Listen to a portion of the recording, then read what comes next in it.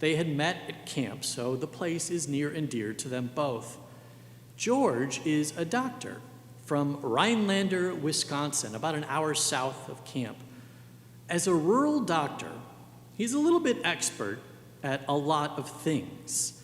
He delivers babies, he pronounces deaths, and he does everything in between, all the things. My mother is concerned for me, and she brings George up to see me. George takes one look at me, high fever, largely unresponsive me, and calmly tells my mother that I must go to the hospital immediately. My father is the director of the camp. Camp is in full swing, but even he could tell from the seriousness in George's tone that this was significant. So my parents take me to the largest hospital, really the only hospital at that time, in Rhinelander, an hour away. And they take one look at me and they transport me to Wausau, a bigger hospital, 2 hours away. I am diagnosed with spinal meningitis. Today, the mortality rate of untreated meningitis is between 20 and 30%. My illness was in 1974 in rural Wisconsin. In infants, if left untreated for even 24 hours, it can lead to blindness, brain damage, or death. Now here is where the tales start to swirl. My brother, who was 8 at the time, remembers my grandfather's steps crunching down the pebbled path to his cabin during rest hour, where the boys are supposed to be in their bunks reading, writing, or resting. They sit together on the narrow cabin steps as our grandfather gently prepares him for the possibility that his baby brother might die. Numerous camp alumni from the time now tell me how the whole camp soldiered on, but that there was a certain stillness around the place, which is very uncommon for a boys' camp. There was a respectful, prayerful quiet, as if the young boys knew somehow not to disturb the vigil. My parents' friends from our hometown just outside of Chicago still tell me how there were prayer circles for me. 29 years later, the woman who would replace me as a minister at that church recounted in her first sermon the tale of when she was a young girl coming to the parlor of the church to join in one of those prayer circles. She had listened to my last service at that church on her move into town. And in that service, the thing that got her was not my brilliant sermon, but it was actually the very gentle and giddy way that I had baptized a baby early in the service. I still get giddy when I baptize the babies, but for her, it felt like a full circle moment in her life. For a good portion of my life, this story has defined me, and I couldn't get away from it. And I had nothing to do with it. I emerged from that time relatively unscathed, but a story that I had no active part of had already defined the parameters of how people would see me, especially in my hometown, at my summer camp, and especially across our kitchen table. The tales told about others' experiences of my illness shaped the way that they would see me, and it still makes me really uncomfortable. For years, my mother declared that God had somehow saved me for something, and I hated hearing that. And I know enough about suffering and tragedy to know that that is merely a mother's projection and a theology that is bound to disappoint someday. And yet, here I am. You know that scene in Saving Private Ryan where the old man, Private Ryan, asks his wife, "Tell me I'm a good man," because he doesn't feel that way? That was me. For a long time, I did not feel worthy. And yet, sometimes in those stories, something in those stories and in those expectations must have stuck, because here I am. My mom always told me I would be a minister. I always thought I would be first I thought I would be Batman, and then I thought I would be a firefighter, and then I thought I'd be a rock star, and then I thought I'd be a famous actor, and yet, here I am, standing before you, robe and stole, the alb of a servant of God and of people, and the yoke of our shared suffering humanity. And here I am doing my best to do the work of the Lord with all y'all. Sometimes the tales told to us about our emergent moments shape our futures in ways beyond our comprehension. Other times, it is we who shape our reality. We who shape our future, chart our own course, leave the world behind and become something new, all of our own volition. I can still remember emerging from this sanctuary on a hot 4th of July night, heart filled with excitement and a little bit of fear at the possibility of uprooting my entire life for a new life here with you. With you. Most of you didn't know that I was here. My candidating weekend was kept hush-hush, except for those select few on the search committee and a few members of the youth group. So Tracy and I could be anonymous entities observing your worship rituals from a seat near the back. But it was the community that grabbed us. It was the community that sold us. It felt like it was a place for everyone. The two men, arm in arm, beaming with delight in their tie-dyed t-shirts and patriotic light-up crowns on their heads. The fellow with the ponytail and the beard down to his knees, grinning like Father Time, or so it seemed. Kitty, I remember you did the children's story on that very first service for us. And I can also still remember Larry Reimer singling out the young man in the back row who came to church in his dress blues, a Navy man, I think, if I recall correctly, not a crease to be found, and Larry welcoming him home and letting him know that the church had been praying for him every week of his deployment. And then there was applause and hoots and hollers, and I thought, what kind of church is this? And then soon after that, the all-church band struck up the prelude, which was the theme song to the television show The West Wing. It was exciting, and it was inspiring, and it was a little weird, but it also felt like a wonderful, emergent moment. It felt right.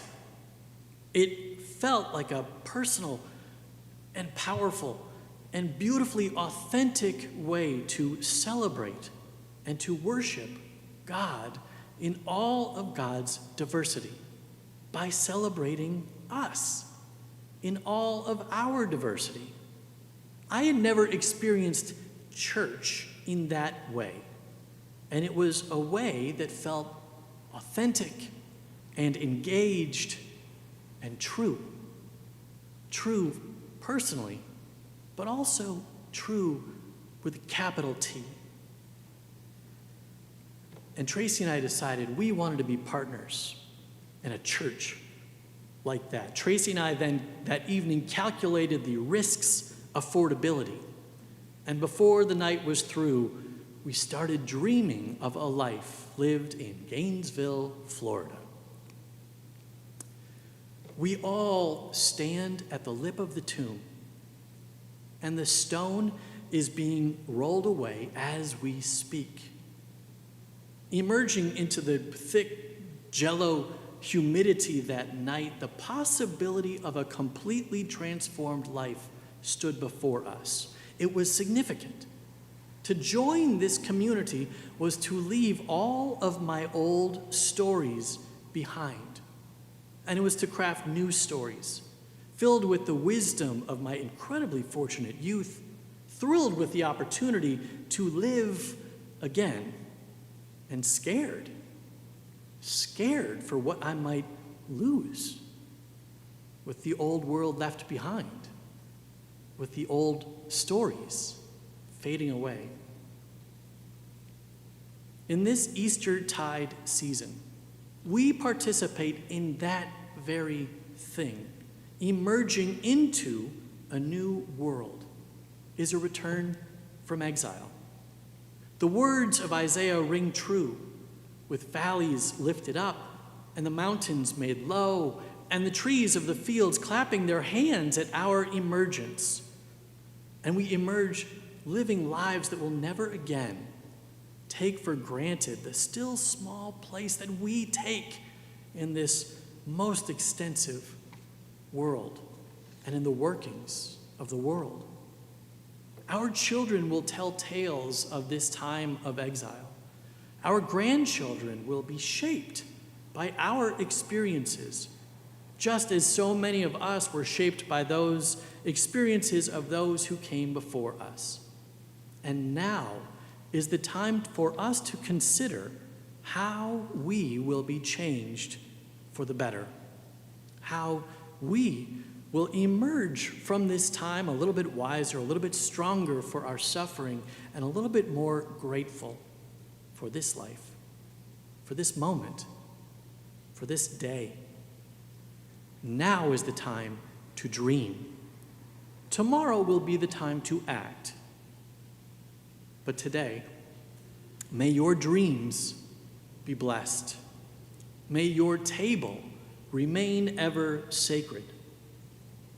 And may you come home again to this community, to this sanctuary, to this gathering of sojourners, blessed in the ability to simply ask one another the beautiful questions and to listen to the wisdom and the insights and the dreams yet to be. Amen.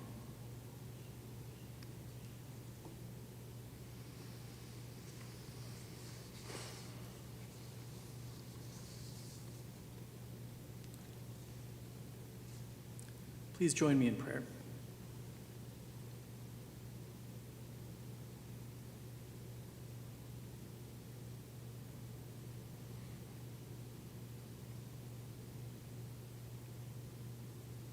Oh God, we stand almost ready to emerge.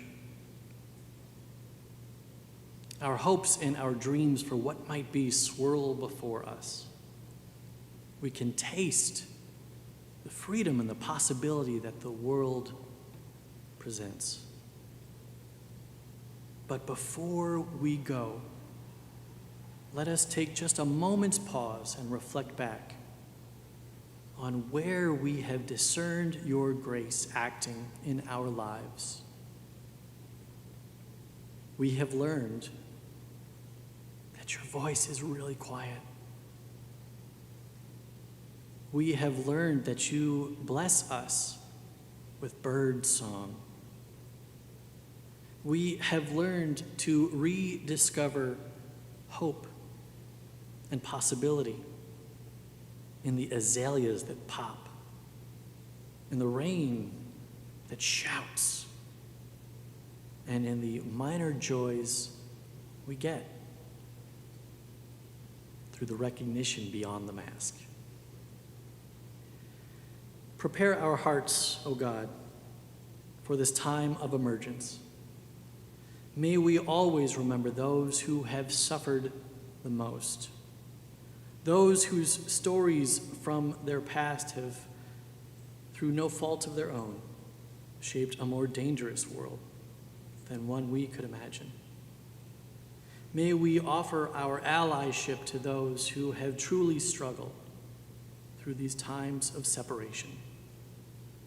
And may our hearts be open to the new relationship that we will cultivate with our world, with one another, but most of all, with you.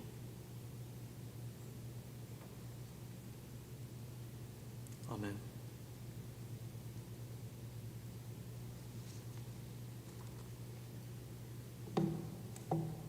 Please join us for our final song this morning, In the Bulb There Is a Flower.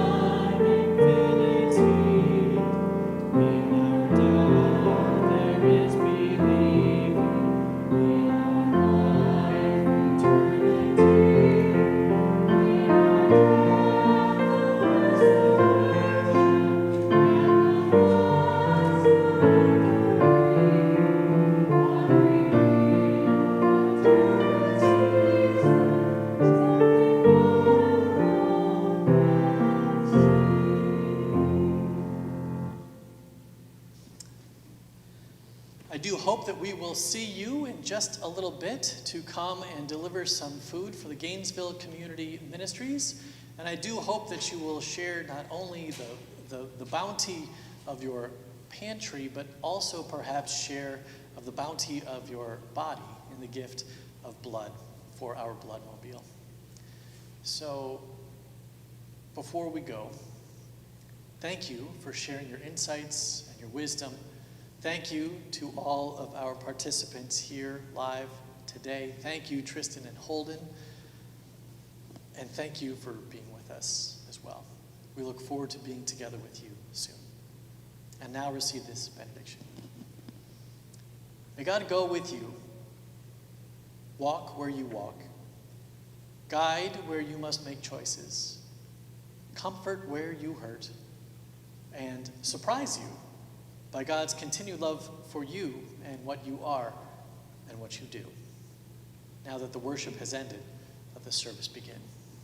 Go in peace.